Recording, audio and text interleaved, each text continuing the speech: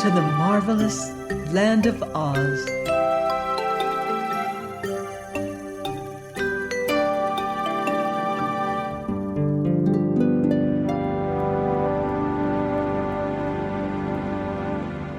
I'm Martell, reading Dorothy and the Wizard in Oz by L. Frank Baum.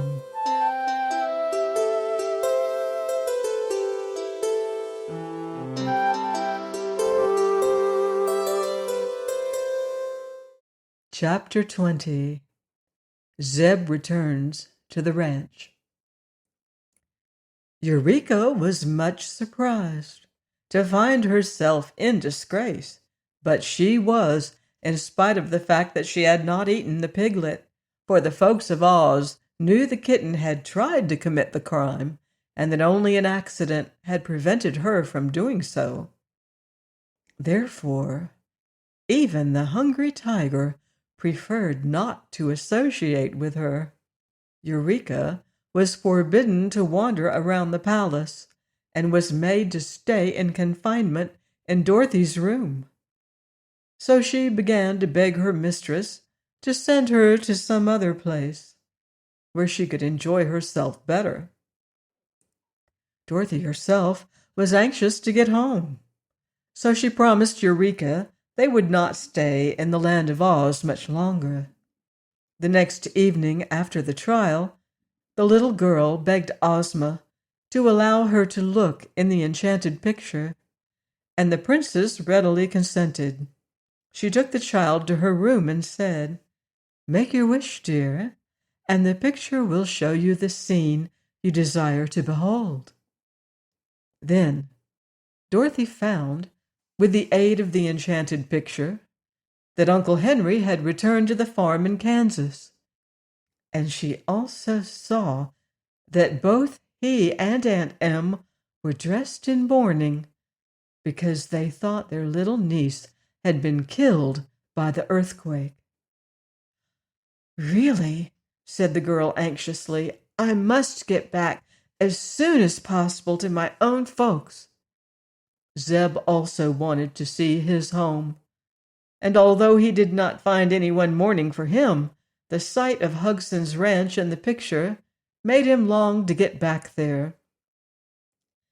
"This is a fine country, and I like all the people that live in it," he told Dorothy, "but the fact is, Jim and I don't seem to fit into a fairyland, and the old horse has been begging me to go home again ever since he lost the race. So if you can find a way to fix it, we'll be much obliged to you." "Ozma can do it easily," replied Dorothy. "Tomorrow morning I'll go to Kansas, and you can go to California." That last evening was so delightful that the boy will never forget it as long as he lives. They were all together, except Eureka, in the pretty rooms of the princess, and the wizard did some new tricks, and the scarecrow told stories, and the Tin Woodman sang a love song in a sonorous metallic voice, and everybody laughed and had a good time. Then Dorothy wound up Tick-Tock, and he danced a jig to amuse the company, after which the Yellow Hen related some of her adventures with the Gnome King in the land of Ev. The princess served delicious refreshments to those who were in the habit of eating, and when Dorothy's bedtime arrived, the company separated after exchanging many friendly sentiments.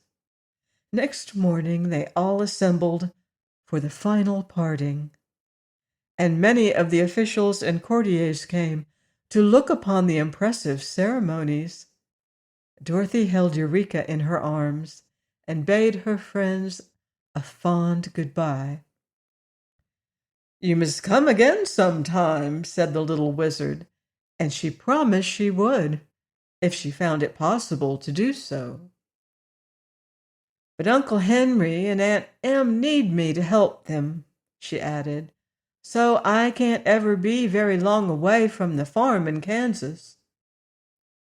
Ozma wore the magic belt, and when she had kissed Dorothy farewell and had made her wish, the little girl and her kitten disappeared in a twinkling.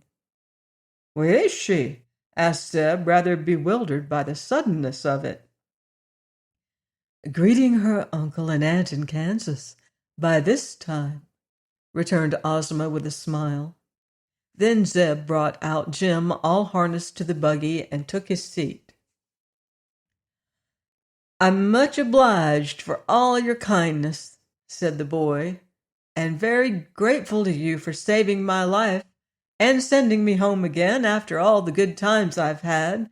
I think this is the loveliest country in the world, but not being fairies, Jim and I feel we ought to be where we belong, and that's the ranch. Goodbye, everybody." He gave a start and rubbed his eyes. Jim was trotting along the well-known road, shaking his ears and whisking his tail with a contented motion. Just ahead of them were the gates of Hugson's ranch, and Uncle Hugson now came out and stood with uplifted arms and wide-open mouth, staring in amazement.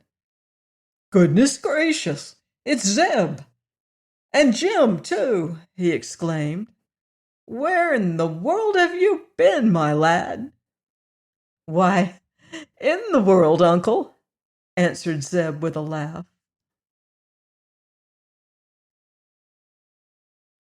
I hope you've enjoyed this Oz story. Please join me next time for another book in the Oz series, The Road to Oz. Goodbye for now. See you in Oz.